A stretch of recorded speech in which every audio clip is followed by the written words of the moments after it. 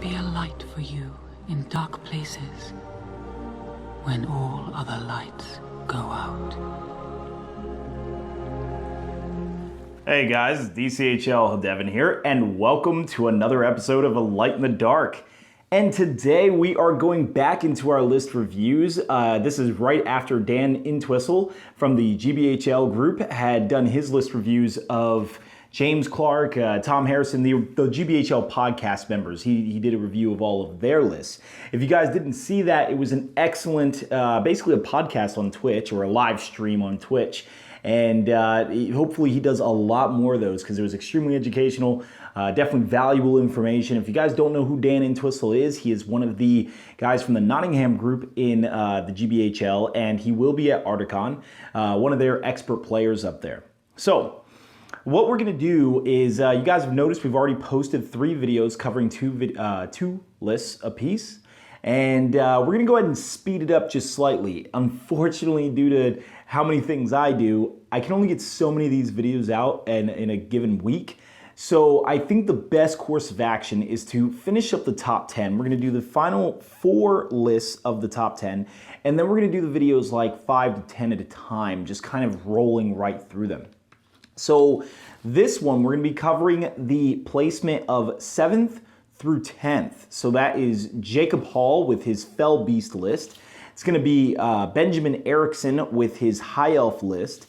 It's going to be Benedict McLean with his Arnor list. Yeah, an Arnor list made it to the top 10. And it's going to be Matt Iverson with his Erebor White Council list. So let's go ahead and get right into it. What made these guys some of the top placing players at Nova? Now, of course, guys, just so you know, it's only really about 50% your list. A lot of this goes into skill, and of course, there's a tiny bit that goes into luck. What player you play against and what table you're on is very important. So, but these lists still are a major factor into why these guys can win their games. So let's go right into it. We're going to cover, first off, Jacob Hall with his Fell Beast list. Now, guys, this list is a lot of times regarded as a sort of broken and unstoppable list. It is not unstoppable. It is not broken. In fact, it's a pretty well balanced list. The fact is that an all-Fell Beast list is actually really hard to play. If you make a single mistake and your opponent capitalizes on it, then they will completely demolish your force. Also, a single bad dice roll will completely end your game. So that means a Fell Beast player needs to always be thinking multiple turns ahead and also needs to have an exit strategy to any situation he ever throws himself in. It is not easy to play one of these lists. If you hand any beginner one of these lists, they will fall apart really fast because it is not easy to play against. To play with. Well, to that matter, let's go into see what he picked. Here you'll see he has the Undying on Fell Beast as a general. Then he has the Knight of Umbar on Fell Beast. Then he has Kumul on Fell Beast. The Witch King on Fell Beast with 3 points of might, 20 will, and 3 points of fate. And then he's got Shelob. So that's a pretty simple list. Why did he choose the Fell Beast that he actually did choose? Now, a lot of people might pick the Shadow Lord, the Dwemer Lake, and such like that in order to create more of an all-comers list. Shadow Lord providing a protective bubble for his ring race. Oh, I don't want them being shot. Or the Dwemer Lake that will prevent an all-white council list or something else from harassing him too much. Well, the fact of the matter is, if you play aggressively or artfully enough, you don't really need the Shadow Lord's protection. Just simply diving yourself into combat in strategic ways or maneuvering along the battlefield will provide you all the anti-arrow support that you really need. Also, as far as the Dwemer Lake, him not having any might is a serious problem. While in a protective bubble of a lot of men, it's okay. If you're flying around, you need quick in-out strategies and to bounce around a lot. The fact that the Dwemer Lake doesn't have any might for you is a real problem. Plus, a single lucky shot from like Legolas will auto-kill him. I mean, yes, sure, you have your 2 points of fate, but remember, you're relying on really 2 50% rolls in order to save your life. If those two go bad, which how many times have you rolled 2 dice and not gotten a 4 or higher? If those two are bad, you're done. Like, your Dwim Lake's over. And so this is the risky side of playing that. Also, the spells are considered very important, but at the same time, these Ringwraiths are still very good spellcasters. So he picked the Undying as a general. Always should be the choice of the general. Makes perfect sense. So no judgment there. For those who don't know, the Undying is incredibly hard to kill. He uses his will as fate. Then we go into the Knight of Umbar. The Knight of Umbar has the ability to basically jump around in combat and not lose will. So he can spend a lot of will to fire magic, but at the same time still reserve a lot of it. He won't be blowing through it in the combat phase, which a lot of Ringwraiths do. Then he's got K'mul. Of course, K'mul can regenerate his will, which is always a useful feature. You might find his ability to spend will to boost his stats not too terribly effective. It's nice though. You can get him to like fight 6. You can, boosting his attacks won't do too much for you, but there are areas where you can throw it around where it'll kind of help you out. And then you have the Witch King, which of course your staff is broken, is a very valuable spell to have around. Plus the Witch King is very survivable and has 3 points of might. Lastly, you gotta wonder why you put Shelob in the list. Shelob's an interesting choice. Well, for those of you guys who don't play Fell Beasts very often, one of their main critical weaknesses is that they cannot carry objects in a lot of missions. Seize the prize, restricts flying models. Nova has a mission that also restricts flying models from carrying a prize. So you need someone who can carry it, who's durable, who can't be shot very easily, who can move fast, who can get around places. And so, of course, what better model than a model that practically ignores all terrain, has 6 wounds, 7 defense. I mean, it's an unstoppable model. Also, the weaknesses of Fell Beast is that he can't enter woods. So Shelob kind of helps to jump into woodlands and to throw them out of there. If, like, say he's fighting an elven list that wants to hide and castle up in a woodland terrain, and if the scenario allows them to do that, this allows another option rather than just trying to compel them out of the woods. And then lastly, Shelob's Fight 7 really gives a lot of benefits to fighting those big named heroes like Aragorns and such like that who will cause problems. It forces them to call heroic strikes, which is good. Even if they don't call a heroic strike, then you just boost your fight to 7, and that's always a fantastic thing. She's just a reliable hero. 1 attack, yeah, sure, not too fantastic, but the fact that she does count as Monstrous Cav on the charge is always helpful. So, I mean, essentially, he picked a very standard Fell Beast list. I think there's not much to say further on that list. If you know how to play a Fell Beast list, you know why he made the choices he did. If you don't know how to play a Fell Beast list, and that's pretty much the basic concept behind it, but the actual playing of it is quite a bit harder than it might actually sound. But if you do it right, then this can be a pretty unstoppable list. Remember, this list has to play extremely aggressively. I mean, reserved in a sense, but aggressively in order to really work exactly how it's supposed to work. So that is Jacob Hall's Fell Beast list.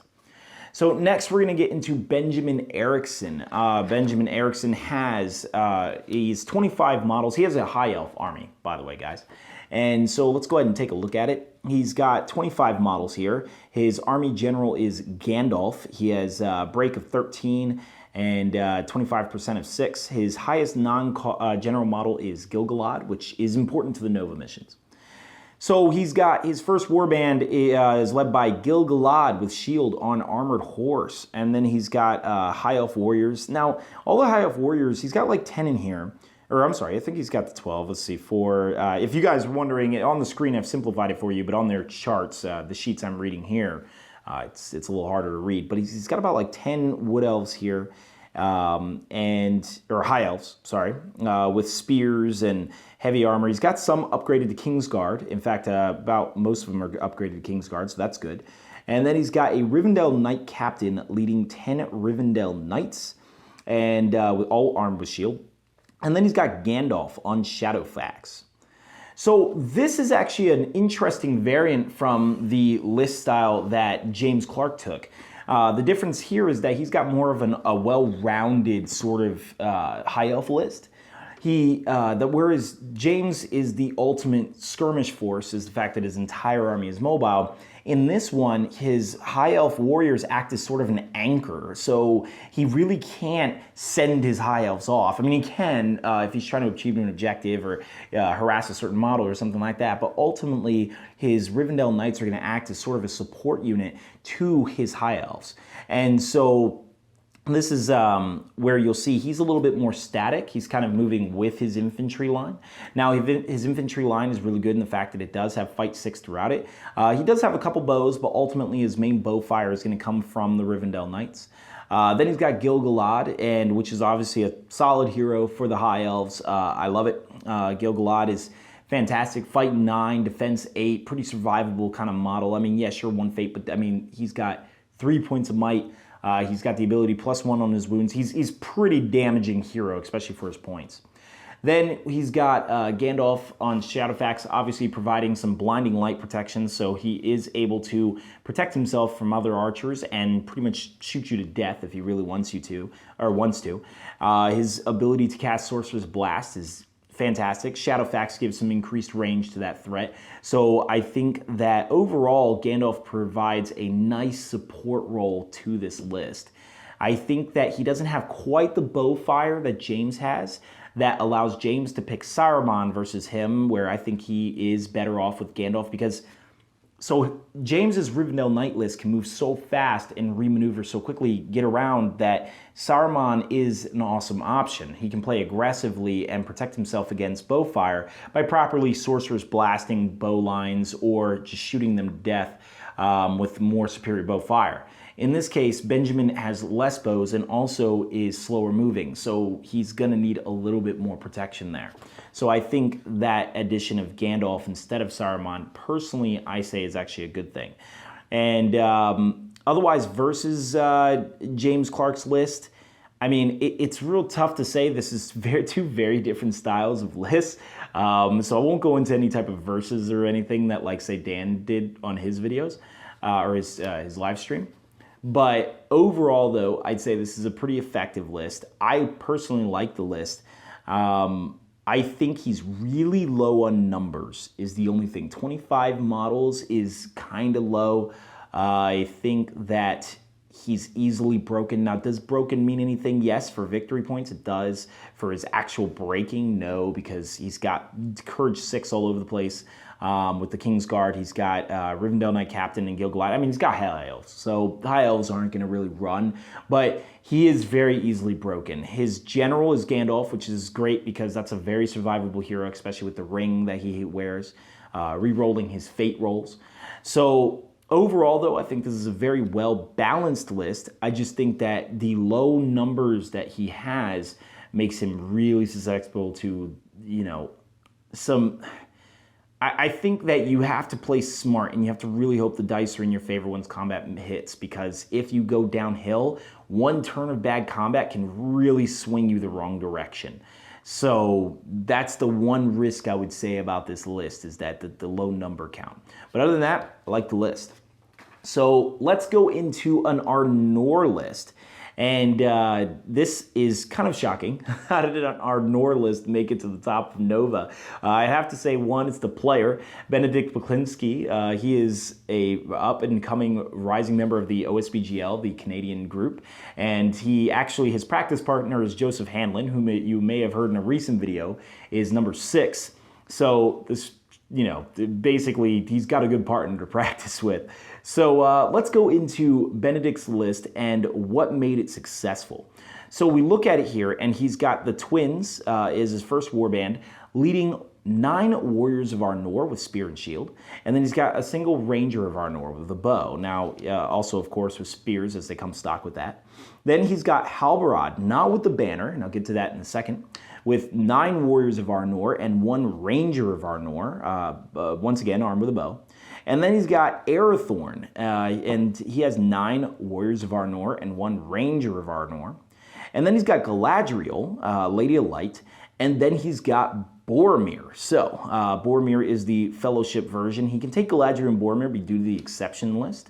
And he picked Eladon as his general, which is just simply one of the twins. His army number is 36 models. breakpoint of 18, and yeah, this is his list for Arnor. So when I'm reviewing this list, the one thing I immediately notice is the fact that his Arnor list is actually very different from most other people's Arnor lists. He has almost no bows. That's actually pretty interesting. Most people, when they think of Arnor, they think of a very shooty firepower type of list. But in this case, he only has 3 Rangers. Now, I asked him why he only has those 3 Rangers in there, and it was actually because of the fact that in the To Kill a Messenger mission, which actually was renamed Red Arrow for Nova, he has to kill messengers or make some kind of threat for messengers who are trying to come across on the sides or just make a break for it. He wanted to be able to shoot those models down and at least provide enough of a threat where they wouldn't try to run for it. And that was kind of the point of that.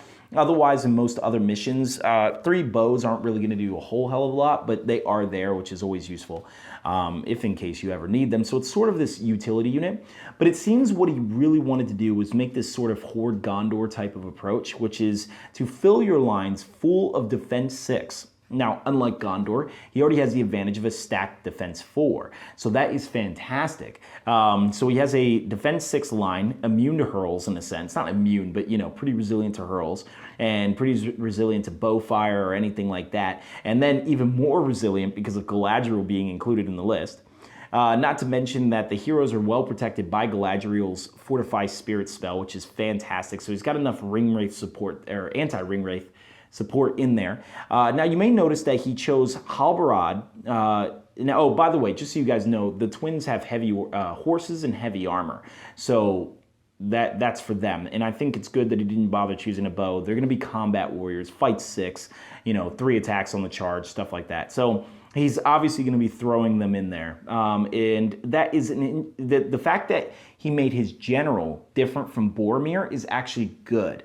That splits his targets up a little bit because most people are going to be focused firing on Boromir anyway because he's such a problematic threat.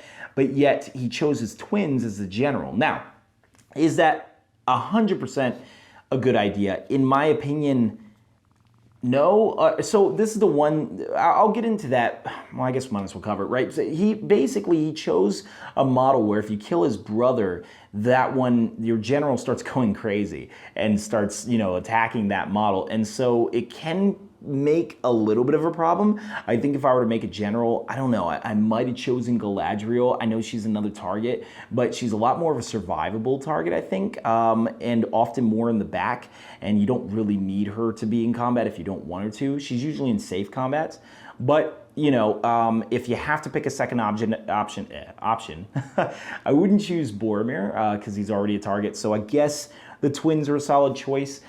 It's just tricky. He has to just be careful because the twins will be guaranteed to be thrown into the difficult combats since they are some of the bigger powerhouses in his list. Now, he chose Halbarad without a banner. Now, this is interesting for some, but I actually think that's a good idea. Halbarad is actually a very effective hero for 75 points. He's on horse, which makes him only more effective, but for even just 65 points, you're talking about a strength 4, fight 5, 2 attack model, but with 3 points of might, which is fantastic. This is a model that when you give him the banner, he goes from being a really good combat hero and gets forced back into a support role because he gets -1s to all his rolls to win the fight.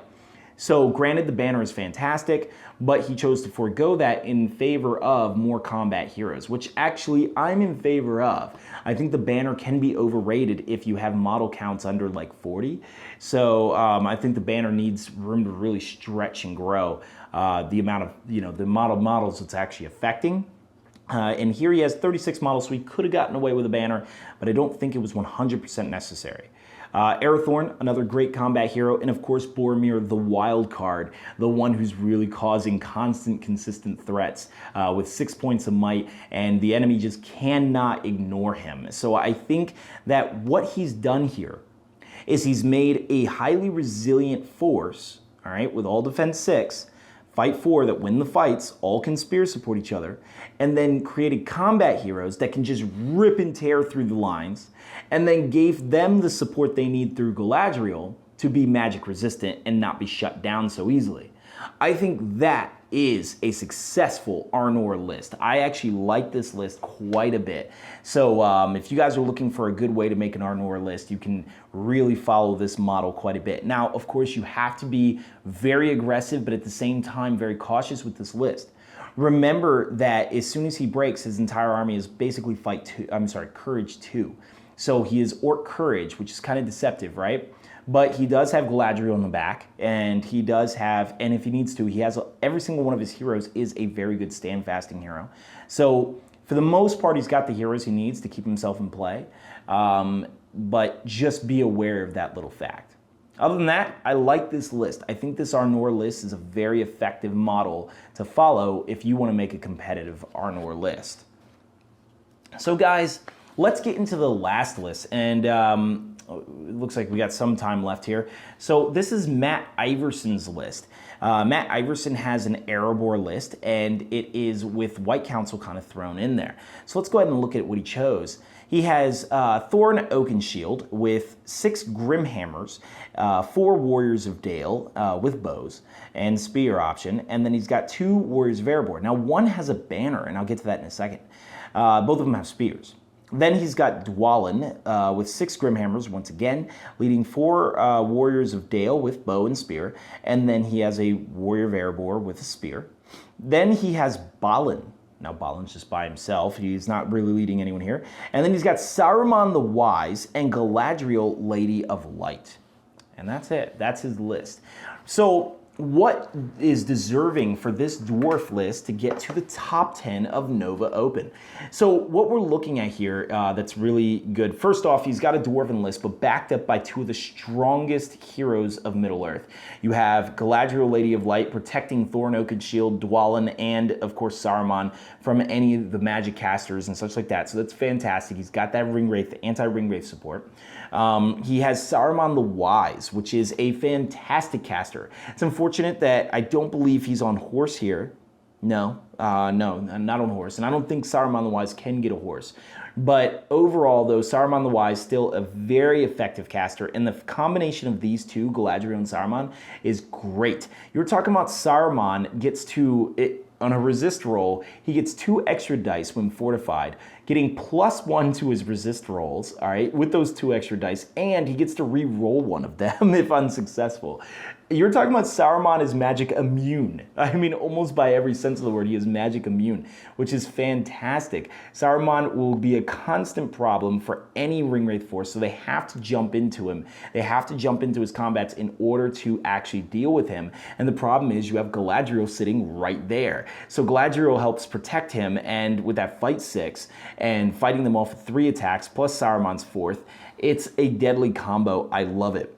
So you got Balin, of course, is a throw-in option. It seems like he had 45 points to work with and hence decided another Erebor hero. But this one allows him to kind of control priorities a little bit better. And then, of course, Dwalin and Thorn Oakenshield. I think if you have to pick any 2 heroes from the Erebor slots, including Thrain and Thror, I think these 2 are the better ones to go with. Thorn Oakenshield and Dwalin are powerhouses in an Erebor list. I think they're far more fantastic. I mean, I just think Thrain and Thror are a little too expensive. And SPG Magazine actually covers this just a bit as well. Now, I do think he should have put these 2 on Pony. I think that would have improved their effectiveness, but he didn't, and that's fine. I don't think that's like destroying his list or anything. But if you can get him on Pony, I think it's like a 5-point option, so, you know, worth it. Now, as far as the actual warriors go, you might notice in terms of dwarves, he's actually sort of on the lower defense side of things. Half of his line is Warriors of Dale, which means that they're defense 5 instead, or actually I believe defense 4. Yeah, he actually only has them with spear, bow, and armor. So actually they're defense 4 models. And then he's got Grimhammers, which are just defense 6, which is good, but I'm just saying the low end for the dwarves. So just an interesting note that his line is a bit more vulnerable. Now, he's got a lot of bow fire in this list, with Galadriel's protection combined with tons of throwing axes, so he can move 5 inches plus throw 6 inches, which is a nice anti-cav element.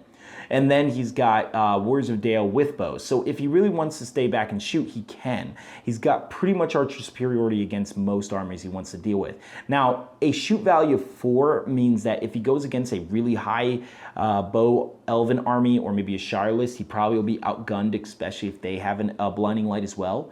Most of the time they do. So he probably won't be able to outshoot, like, say, Elves, but against most other armies, or even he might not be able to outshoot crossbows either. Kind of depends. He has the blinding light, so it's a little shaky on that, but overall, I probably wouldn't try it. Crossbows will wound half of his army on 4s and destroy the other half on 5s. They'll probably cause a mess. So I don't think he's going to probably outshoot those type of gun lines.